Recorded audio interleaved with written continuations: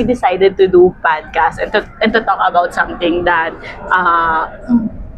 something that relevant sa season ngayon. Relatable. To both of us. Yes. So we are doing a podcast. So this is the first time that we are officially gonna do this kasi matagal na natin tong iniisip gawin. Wala lang, just for fun. Actually, parang ilang years na?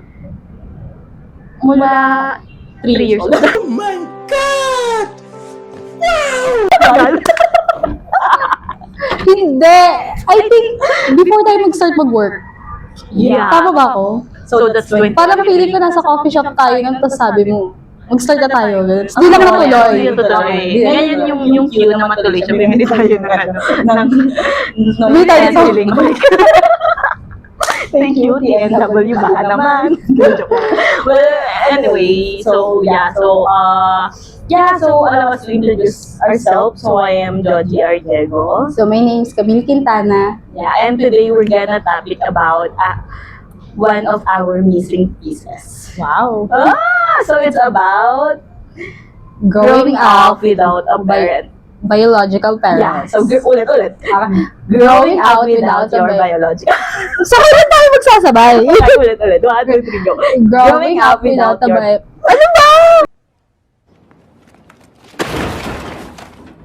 Growing up without our biological parents. To give you a short background, so ako muna. So, yeah, my both parents already joined the creator. So, my mom died when I was 3, so wala akong memories at all sa kanya. Then, my father get jealous, so he followed. ang dark humor. So, well, anyway, yan. So, yung father ko naman, nawala siya nung 12 ako. So, from then, it's a story that we're gonna tackle later on. Okay. So, as for me, George, parents already joined the creator, but for me, they're still alive. No, I'm kidding. They're still alive, and kung nanonood man kayo, Hello, shout out. kung nanonood man kayo, okay ako. So, they're still alive, but growing up, I'm not with them, so they have their own lives na. Then, I grew up with my tita and lola, so somewhere here lang din sa Metro Manila. So, ayun. So, the rest is history later. How did you manage to live without your parents? So, sabi mo sa introduction mo earlier is parehas na sila nag-join sa creator. So, parang how did you manage living without them, like, for the rest of your life? My both parents already joined the creator at the very young age. So, 12 ako nung nawala din yung parents ko. From then, kinap ko pa ako ng kapatid ng papa ko. And nung bunso niyang anak. Okay. And then, tumira ako sa tita ko. So, sila yung tumulong sa akin. Nag-extend ng help para makapagtapos ako ng pag-aaral. So, elementary, high school to college, sila yung nandun to help me para makapag-aaral and all that. Kasi nga wala kang parents. Pero sige. Pero let's talk about yung ano ba yung struggle of living without your biological parents. Kasi nga, di ba? So during that time kasi, hindi ko pa naman naiintindihan na wala akong parents. Yes. So, kumbaga parang go with the flow lang. Kasi nung nabubuhay naman yung papa ko, ang hirap ng buhay talaga namin. As in, hindi kami kumakain ng 3 beses isang araw. Minsan hindi talaga at all. Ganyan. Hindi kami naghahanda pag may mga occasions. Ano yung buhay mo nung elementary to high school ka? Siyempre, yung tita mo ba may mga kids din siya? That time wala pa. Wala pa siyang So, kids. parang ikaw yung pinaka-kids. Yes, ako lang Paano yung priority. yung buhay mo during that time? I think naman, hindi naman ganun kabigat pa magpaaral ng grade school level. So, syempre, yung ganun that time, since wala pa si tita na sarili niyang anak, yung oras niya, yung attention niya sa akin, sa amin ng kapatid ko, ng brother. So may bunso ka pang kapatid na kasama mo? Parehas kaming ng parents. So, hindi both. Yes. Wait lang. So, after mo, meron ka pang kapatid. Yes, lalaki. Ilan yung age gap nyo? I think less than a year. Siguro mga 11 months lang. Kaya 10 siguro, or 11 months. kaya siguro na hindi kinaya ng both parents mo kasi nga bata pa sila, tapos dalawa na kayo agad. Yes. Possible, Okay, possible. pero grabe no, kasi kung hindi sila ready na nandyan ka tapos biglang may sumunod, siguro hindi nakapag-family plan. So parang, kung hindi pa nila alam tawag that time, baka dadatnan ka ng postpartum. Like stress. Ganon. Yes, I yes. think nagkaganon nga yung Yes. mom mo. So, Okay. ayun. So, as for tita naman, syempre, yung focus niya sa akin, ako lang yung nag-aaral. Well, dalawa kami ng kapatid ko, pero nung nag-start kasi ako mag-school, hindi pa siya nag-school. So, parang magkasunuran kami. Nung nag-grade 2 na ako, grade 1 na siya. When do you realize na merong gap? Kasi iba kasi yung biological parents. Yes. So when mo na-realize na okay, I'm living with my parang hindi kasi siya normal eh. Ang Yes. normal kasi mother, father, tas children. Diba? Yes. So parang sa atin, hindi mo naman sila biological parents, tas ikaw na. So, paano mo na-realize yung gap na yon? Siguro na-realize ko siya nung high school na ako. High school na ako kasi, di ba, fourth year, before ka mag-senior high school, fourth year high school, may graduation pa rin nagaganap. So, parang it's junior high school completion. Yes. Nag-provide ng, I think, flower sa students, and then, Ibibigay mo sa parents. So, masaya naman ako na nandun si Lola. tita. Si tita lang. si tita. Kasi one parent One lang. parent. Si tita lang yung nandun. So, parang, ibibigay mo lang naman yung flower. But then kasi, meron kasi akong, paano ko ba to sasabihin? Parang kinakapatid something. Ganon. Parang, nasa same high school kami. And then, ang umattend sa kanya is, Parent niya. parent din, pero mother. So, parang inisip ko that time na, syempre, ang sasabihin is, you can now go to your parents. Parang ganon. Tapos, mas madami yung nakita ko na ang kasama ay parent. Kesa yung kasama ay relative. So, madami din akong kakilala na nakita ko, ang kasama nila is yung mother or father nila. So, thankful ako na ang kasama ko, si tita. Kasi may kasama ka pa Kasi din. may kasama ko. Oo. Pero kasi, parang, mapapaisip ka din, mas masaya kung isa sa parent ko yung nandun, or mas masaya kung dalawa sila. Hindi kasi uso yung question that time na anong ginawa ko sa past life, bakit ganito yung current life ko. ko. So, di pa kasi yun uso that time, nung mga high school tayo. So, ang inisip ko na lang that time is baka meron talagang mga bagay na hindi natin kayang makuha all at once. So, parang parang iniisip ko na lang, may pampalubag loob ba sa sarili na na yung iba nga walang ganito walang ganyan eh. So, parang privilege ka pa yes, to have your, yes, na may nagkumukup sa'yo, may nagpapalaki nag-nurture, sa'yo. di ba? So, parang, yun na lang yung iniisip ko from time to time na, okay, sige, parang swerte pa ako na nasa Na gantong gantong state ako ng buhay ko. Kasi, baka meron pang ibang mas malala Mas yung... less fortunate sa Yes. pinagdadaanan. Masyado na-identify yung difference ng nakatira ka sa biological parent mo sa hindi. Kasi parang hindi naman masyado ganun ka-relevant yung time span na up to 12 years old na parang hindi naman siya yung family talaga na nurture ka, nabibigay lahat ng gusto mo. Parang even buhay yung papa ko, I have to stand on my own. Yes. To the point na rumarakit-rakit na ako at Okay. the age before 12 ba? Talaga? Oo, as in yung So, mga tita-tita ko What dati. age ka nag-start mag-work? Hindi ko, yung work officially talaga 17, pero yung Okay. nabubuhay pa kasi yung papa ko, hindi pa naman ako pwede mag-work. Yes, underage. Yes, kahit nag-work ng 17, underage pa din. Yan, so hindi naman ako nag-work, na work talaga, Yes, pero okay. as bata, elementary, bawa yung mga tita-tita ko, mga pinsan-pinsan namin magpapauto sa palengke, magpapabili ng pandesal, for Yes. example, or papalagaan yung baby nila, ganun. Papatignan lang saglit. May bayad yon 5 pesos, 10 pesos. Dati ang laki ng value nun. Yes. So, sa ganun. 90s ba yan? Hindi! Binutay ka lang ako. 90s ba yan? Ang akay mo, hindi ako pinapanganak noon. Okay. So, well, anyway, ganun yung takbo ng buhay. So, kaya parang hindi ko na masyado na-differentiate.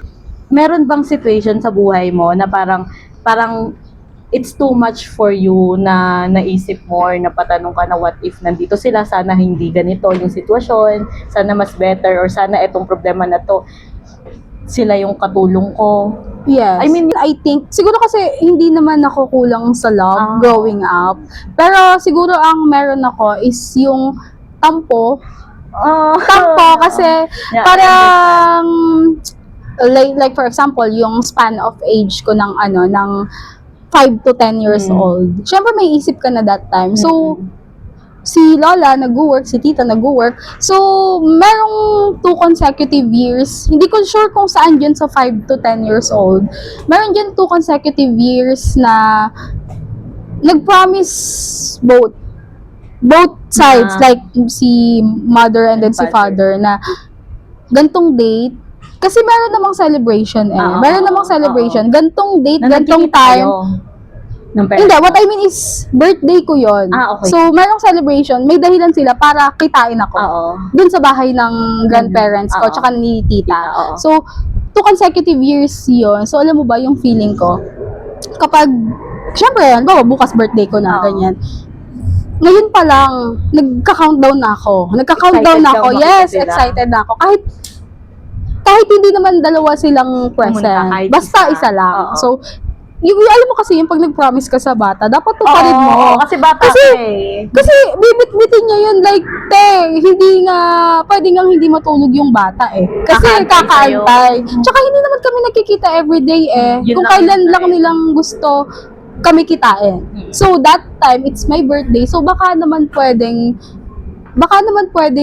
mag-spare sila ng time. So, naghintay ako, I waited, like, gabi na. Kasi yung celebration ay parang around hapon. So, nandun yung mga pinsan ko. Tapos, ang ending, hindi sila dumating.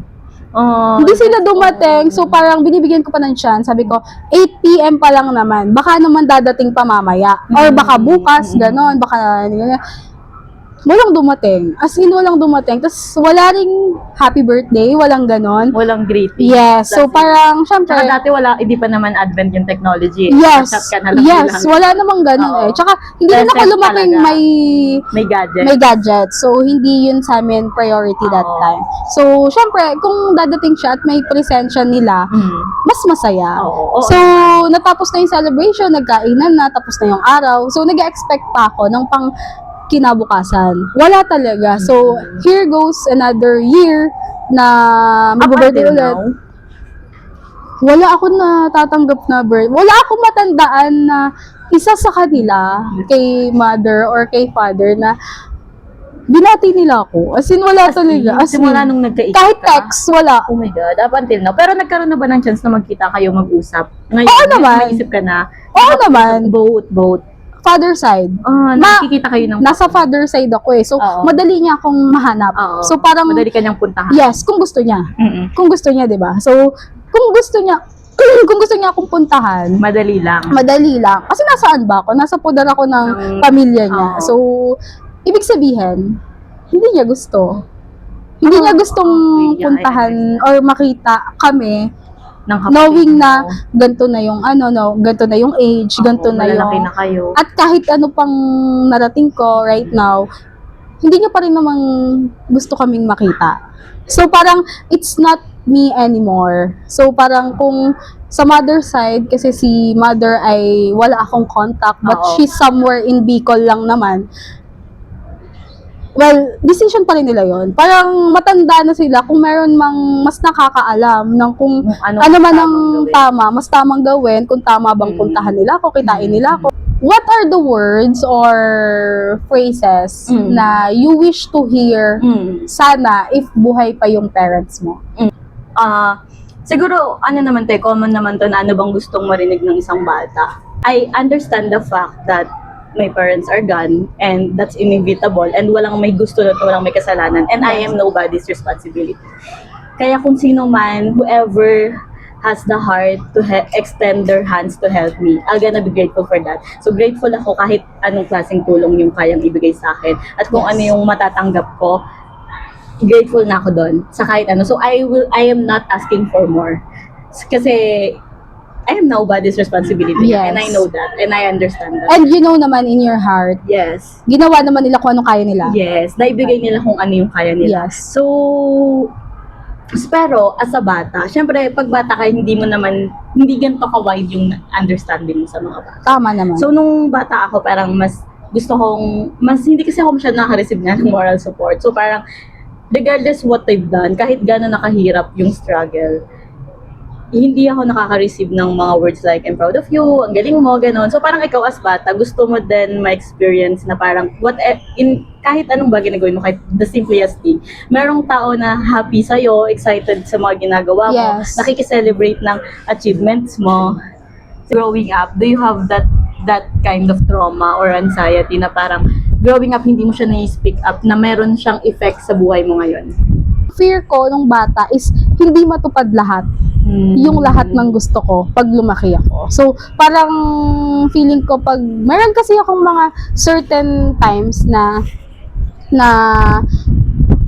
binubokal ko to everyone na at this age or at this phase of my life, dapat ganito na ako. I'm happy to say na some of the times na sinasabi ko na by this span or period of time, eto ako. Oh. So, Lahat naman na meron naman, yes. Oh, congrats. Meron naman nangyari na nung sinabi ko, like for example, nung college tayo, sa gantong profession, eto ako, then I want to achieve this position, ganyan-ganyan.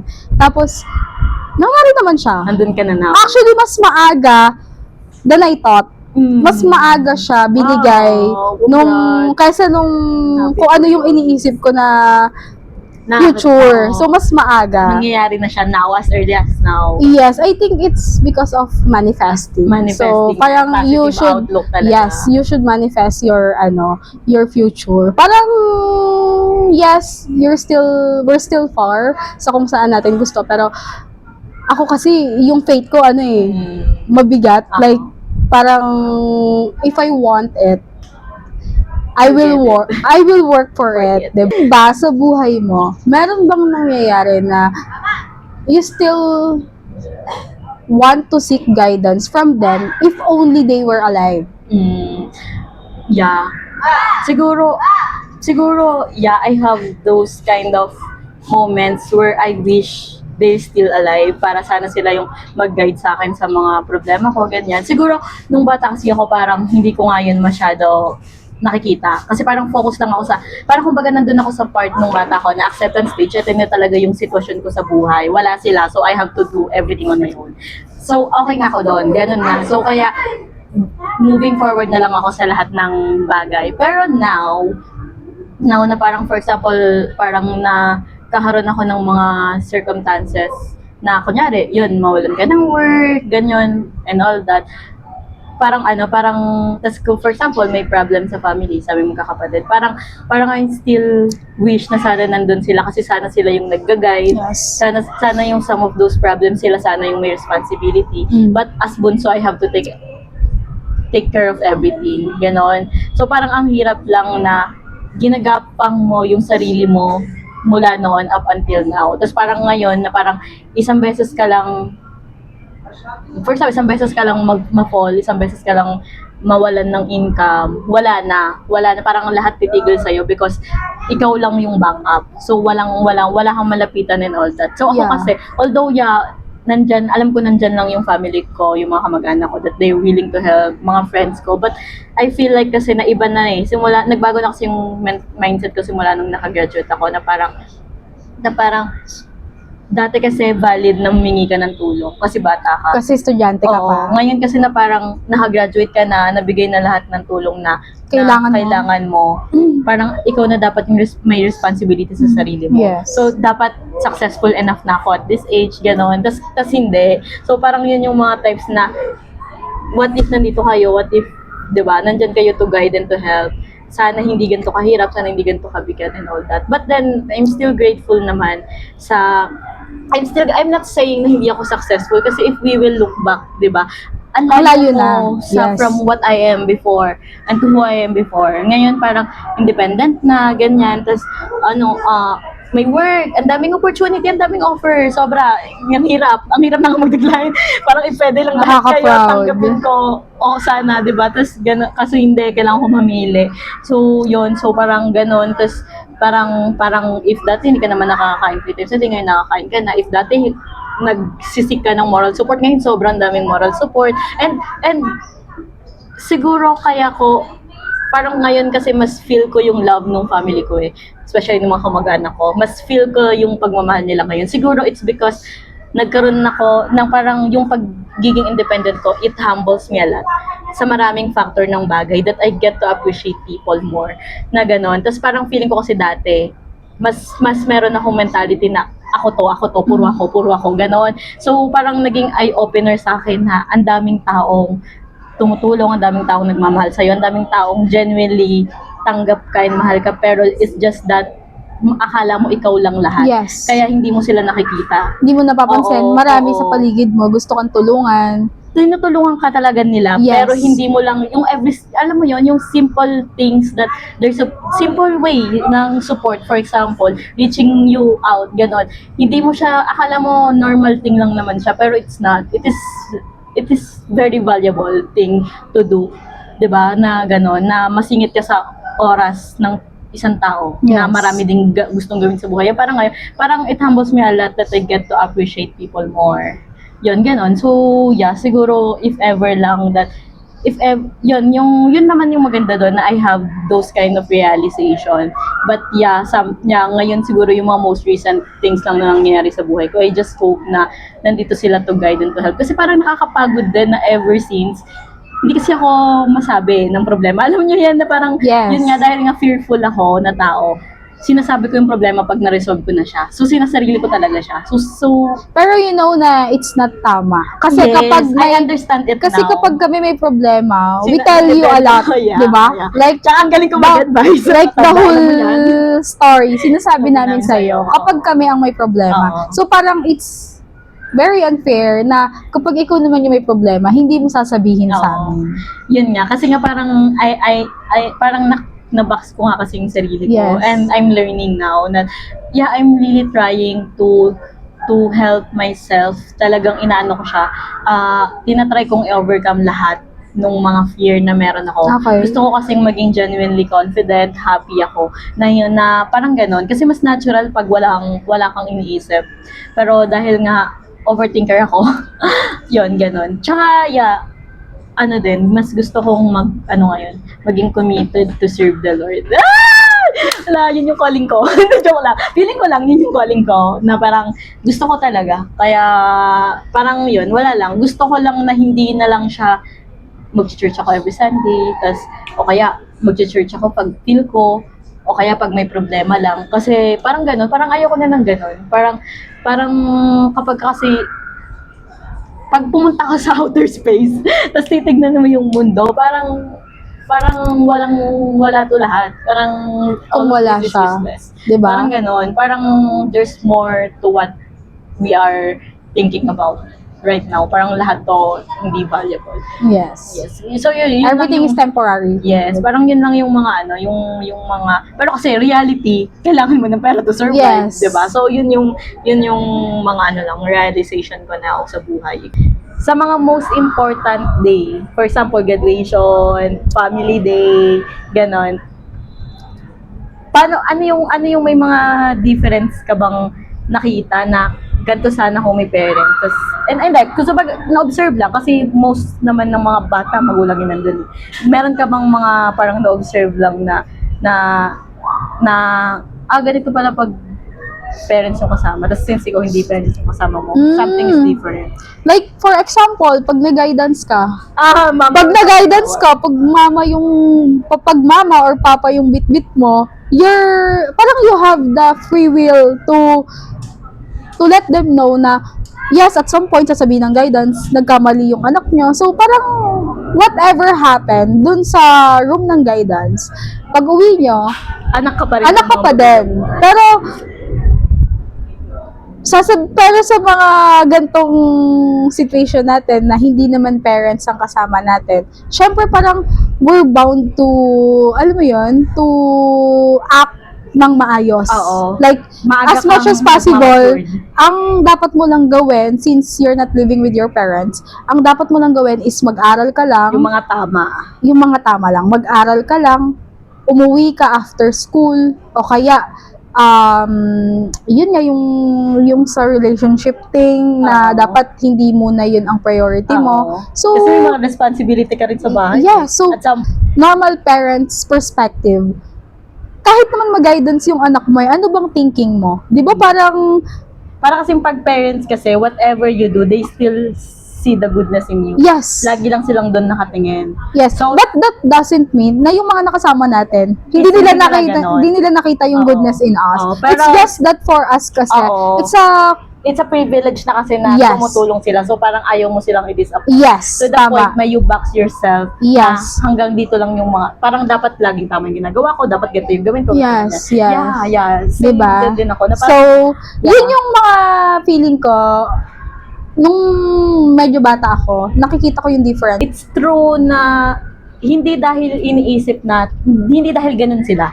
No, hindi dahil controlling sila na parang pinipilit ka nilang parang kumbaga binibigyan ka nila ng responsibility sa bahay. Pero it's your way of giving back. Yes. And feeling mo kapag hindi mo yun, pag hindi mo siya nagagawa, feeling mo kasi magiging iba yung tingin nila sa or it's easier for them to let go ikaw kesa dun sa Kasi hindi ka naman Oo, anak. kasi hindi ka naman anak eh. So, So, yun yung mga yun yung mga differences.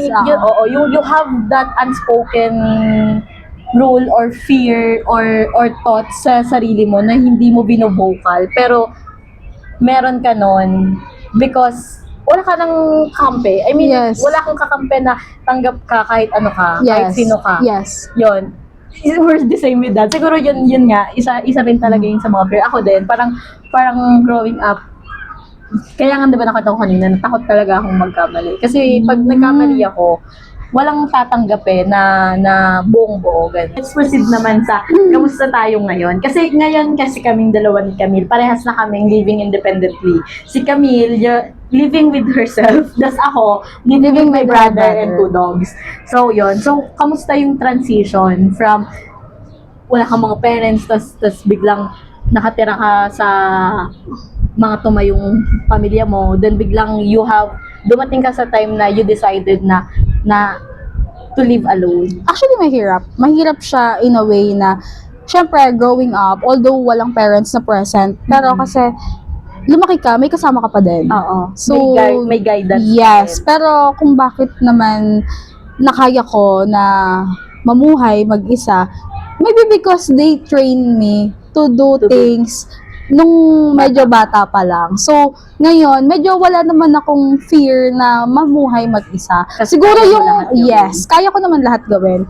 Like, yung simple house chores. So, kaya ko naman yon. Parang hindi naman ako bobo in terms of paano ko bubuhayin yung sarili ko. So, Oo. parang wala naman ako. Yun yung good thing kasi na Yes. parang bata ka pa lang napilitan. Yung training mo maaga. Oo, napilitan ka ng mag-matured and Yes. to act matured. Yes. Kasi nga, yun. Yes. So, So, ayun. Wala namang mahirap. Siguro ang nahirapan ako is parang separating Separation and anxiety. myself from them. Okay. So, na-homesick ka. Oo, Syempre, okay. hindi kasi na ikaw lang mag-isa. Nasanay ka Parang pa ding may tao sa paligid mo. 20 years of my life, sila ang kasama ko. So, parang biglang ako na lang ngayon, Oo. di ba? Parang ang hirap. I mean, actually, mahirap. Hindi parang. Oo, mahirap siya. Mahirap siya actually. Mahirap siya pero you have your dreams You have your plans in life. So, parang for me kasi, ang goal ko is at some point, yes, to be successful. But itong success naman, if ever or if anytime dumating siya, Willing to share ka. para yun sa kanila. Para yun sa kanila. So, Kumbaga, parang, You're feeling ko, isolating yourself Yes. now to focus on your goals, but if time come and in God's willing na ibigay ni Lord yun, ginagawa ko to para sa inyo. Yes. Wow. Ang Hindi, selfless. hindi Ang yun selfless. para sa sarili ko lang. Kasi you know naman what they say. Oo. No man is an island. Yes. Diba? Parang the moment na I decided to move out, it's because gusto ko i-build yung sarili ko sa kung ano pa yung kaya ko. Oo. Para pag dumating yung time na capable na akong ibalik-pabalik sa kanila, at least at least makakamit ko yung kung ano man yung gusto ko ibigay sa Idadala kanila. natin. Kumusta ka na you're living with your brother and then basically independent pa din. Kasi brother mo lang siya, although kaya mo pa rin namang mamuhay mag-isa. But how was it na magkasama kayo pero in all aspects like financial, bills, or emotional support, ikaw pa din yon. So, kumusta ka na kayo na lang yung nabubuhay and then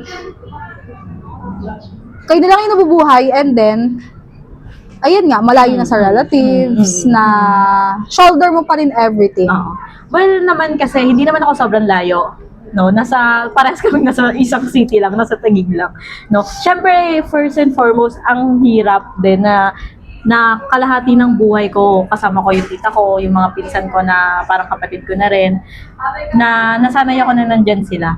Tapos biglang wala na, biglang nag-independent na ako. Well, naging mahalaga na makalipat ako.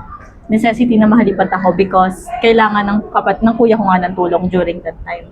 Kasi nga, kailangan talaga and hindi ko siya matutulungan kung hindi ako lilipat para kupkupin siya. Kasi hindi ko siya kayang tulungan financially.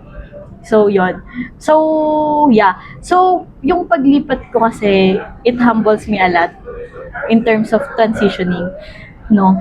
Although, dati, yun nga katulad ng sinabi mo, mas mahirap nga ngayon kapag ikaw na yung nagmamanage ng household. Pero thankful ako, of course, na yung dun sa family ko, na parang na-train talaga ako to do a lot of things. So ngayon kaya kong mag-handle ng isang household. Wala ko nga hindi kayang gawin. Kaya ko lahat. Wow, you're nice. I mean, sa loob ng household ha. And siguro yung nag-humble me talaga sa akin na parang ganito pala talaga kahirap. Siguro yung mag-handle ng finances. Siguro it humbles me a lot talaga. Dati kasi syempre piti ka, di ba? So, parang hindi mo naiintindihan na pag-uwi ng tita ko Overspending ka. Oo. Hindi in terms of emotional na parang dati for example, kayong mga anak, lahat tayo, aminado tayo dito na pag umuwi yung mga magulang natin, tapos mainit yung ulo nila kasi hindi ka man lang nagligpit sa bahay, parang maghapon ka sa bahay, hindi ka man lang nagwalis or di mo naligpit yung higaan, tapos pag uwi nila, mainit yung ulo nila, tapos pag inutusan ka nila, mamaya na, ganyan. I mean, tayo dyan lahat eh. Yes, Ganyan. totoo. Although hindi ako naging ganon, pero alam ko at some point sa buhay ko, I have those kind of mindset na parang you have your own day din eh. Yes. Tapos pag galit sila, kailangan intindihin natin yung galit nila. Well, it humbles me a lot ngayon na I manage my own household. Iba sa ngayon grabe ang hirap pala na ikaw yung nag-iisip ng saan ka kukuha ng pambayad ng bills, ng internet, ng utilities. Ikaw pa yung mag-iisip ng pagkain nyo, ng pamasahe mo, ng basic necessities mo, toothpaste, toothbrush, and all that. Alam mo, Parang toothpaste, ano ka, sabon, you're ikaw on na your lahat. own source of income. Nung ikaw yung lahat. May kasama ka sa bahay, pero ikaw yung nagmamanage nun lahat. Then, mas lalo sila, parang mas lalo yung tita ko, ganon, it really humbles me a lot. Hindi ko to kinukwento, pero mas lalo yung tita ko that I get to understand her more, na especially during that time, 4 yung anak niya, single parent siya, 5 ako. Mas lahat, 3 kaming nag-aaral, tas yun, may 2 na binata. Syempre during that time, hindi pa naman ganon ka-firm yung mga decision nila sa buhay, unlike ngayon na mas matured na and all that. Na parang, tas ang dami niyang iniisip. Tas syempre, nag-work pa, so maghapon sa work, tapos pag uwi mo, traffic. 'Di ba? So pag uwi mo, tapos umuwi ka, tapos makikita mo talaga na parang ang gulo pa ng bahay, lalong ang gulo sa isip na gusto mong magwala, pero you need to do that. Alam mo yun, kasi sa bahay, kapag ganun ako, pag napipikon ako sa kuya ko, kasi pag uwi ko, di man lang niya nilipit yung higaan ko, kaya di man lang siya nag-map. Ang init ng ulo ko, kasi gusto ko siyang sapakin, gano'n. Pag di mo yun nilabas, ang sakit nun sa ulo.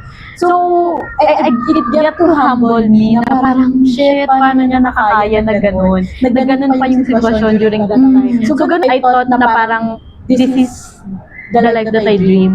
Na parang, finally, malaya. Gano'n. Pero nung nag-separate na ako, no. It makes me feel na gusto ko nang umuwi sometimes. Kasi parang, iba pa rin sa feeling na kapag may nangyari, madami kayong sasalo ng problema kaysa Hindi lang ikaw. hindi lang ikaw na yung kumbaga merong someone na dedependehan, magiging dependable ka to that Yes. person, which is yung tita ko. Tama naman. Yung tita ko during that time, kanina siya dedepende, Wala. lahat kami hindi capable, di ba? Yes. So ngayon ako na na-experience ko yan na kapag may problema, wala akong pwedeng dependehan. Ako lang. So, kailangan kong maging matapang, kailangan kong maging malakas, kailangan kong maging positive outlooking. Kasi kapag hindi, wala na anong Yes. mangyayari. So, parang, it really humbles me a lot. Parang yun, yung parang, hindi nyo kasi yun maintindihan not until you get there. Na parang ikaw na mismo yung Not until you're Oo. in that situation. Oo, na parang gano'n. So, parang yun. Kaya nga isa din talaga kaya gustong-gusto ko din talagang sumakses. Kasi, to be honest hindi pa ako nakapag-give back sa tita ko. As in, wala pa. Siguro dati iniisip ko na hindi okay naman kasi tumutulong naman ako sa gawain bahay. Tapos nagkakapagbigay naman ako financially. Dati iniisip ko ganun. Okay na yun. Okay yun, hindi naman ako naging pabigat, naging discipline enough naman ako. Pero now that I'm thinking, that parang naiisip ko na yung nararanasan ko kung paano magpahananay, maging breadwinner and all that. Parang it really humbles me a lot to the point na, oh my God, my tita deserves better. Parang gano'n, parang I wanna her. Kasi you get to experience Oo, na parang her position. Oo, tsaka Okay. parang whatever she can give kasi, I really appreciate that. Tas if I'll look back sa lahat ng important days ng buhay ko, present siya. Graduation ko, lahat ng graduation ko Yes. nandun siya. So, lahat ng kahit alam mo yung hindi naman graduation pero may award ka, present siya, ganon. Siya yung kumuha ng mga card ko. Kumbaga, I will never be this Joji without her. Siguro it's one thing that hindi ko kasi, ang hirap kasing sabihin siguro kaya hindi ko rin siya binabroadcast kasi paano kung hindi ko magawa? Siguro gaya sa'yo, Yes. nag-fear ka din na you feel, na baka mag-fail. So pero ako isa din yan sa mga ko that I really wanted to be successful so that I can give back sa mga taong tumulong sa atin. Yes. Hindi lang tita ko, sobrang daming tumulong sa akin. Kasi sobrang, like yung foundation, yung mga naging foster parents ko, sobrang dami. As in elementary, may foster parent akong teacher. High school meron, madami. College meron din. Tapos dumating yung foundation. Yung foundation, grabe. Up until now, they supporting me in all factor. I have to look back on those people na parang Naniniwala sa'yo. Naniwala sila sa'yo ng buong buo, nagtiwala sa'yo, and parang giving up is not an option. Parang ganun. Parang be inspired now that you are being loved by these many people for you just to give up. Gotta say, I'm very proud of us. Yes, ako din. Sobrang, Kasi first, yes. parang we dream of doing this video. Tapos, Yes. this is our first video. Oh. Tsaka, I'm happy that we are very comfortable to share this Yes. now.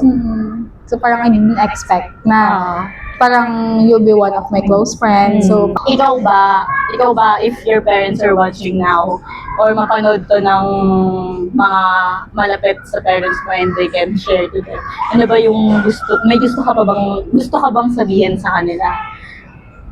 well, for me, first, hindi ko kailangan ng tip. Sorry. First of all, syempre gusto ko sabihin sa kanila na wala akong tampo. Wala na Okay. akong tampo. And to tell them honestly, hindi ako galit. Hindi ako galit na hindi nila napanindigan kami ng brother ko.